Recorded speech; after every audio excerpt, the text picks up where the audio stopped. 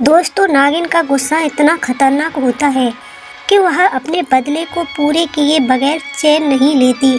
ऐसा ही कुछ दिल्ली के दिल्ली रिज कहे जाने वाले इस घने जंगल में देखने को मिला, जहां 500 साल से एक इच्छाधारी नागिन आज भी कैद है। बताते हैं कि आज से करीब 500 साल पहले रामपाल का पूरा परिवार, जिसमें रामपाल और उनके 2 भाई तथा रामपाल के माता पिता सभी दिल्ली में रहते थे।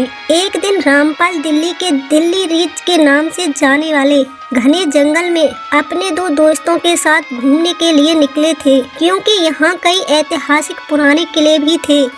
उसी जंगल में बरगद के पेड़ के नीचे एक इच्छाधारी नागिन अपने नाग के साथ रहती थी। उस दिन नागिन का नाग उस किले के पास ही था, जहां रामपाल अपने दोस्तों के साथ घूम रहा था। नाग देख रामपाल और उसके दोस्त पहले तो डर गए, फिर पास ही पड़े कुछ पत्थर उठाकर उस नाग को मार डाला। रामपाल तो शाम होते ही अपने दोस्तों के साथ घर चल दिया, परंतु उधर नागिन अपने नाग को ढूंढते हुए जब अपने मृत नाग के शरीर के पास पहुंची तो उसके क्रोध का ठिकाना न रहा। दोस्तों कहते हैं, नागिन मरे नाग की आंखों को देख उसके कातिल का पता लगा लेती है।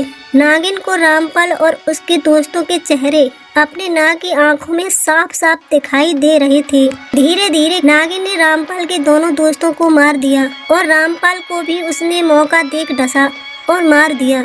उसके बदले की आग यहीं पर ठंडी नहीं हुई। उसने रामपाल के भाई को भी मारने की ठान ली और रामपाल के सबसे छोटे भाई को मार दिया। अपने दोनों बेटों की मौत पर रामपाल के माता पिता बहुत डर गए, क्योंकि अब उनकी एक ही संतान बची थी। सांप के द्वारा उनके दोनों बेटों की मौत देख वो ये तो समझ गए थे कि कोई सांप उनके परिवार को खत्म करना चाहता है।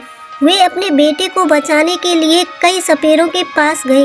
उस समय एक भोला बाबा नाम का एक सपेरा बहुत ही प्रसिद्ध था। उसे कई वेद विद्याओं का भी ज्ञान था। रामपाल के माँ बाप उस साधु के पास अपने बेटे को ले गए और पूरी बात बताई तो भोला बाबा ने अपनी विद्या के द्वारा पता लगाकर ये बोले कि तुम्हारे बेटे रामपाल ने एक नाग को मारा था। अब उसकी नागिन तुम्हारे वंश को खत्म करने को तुली है।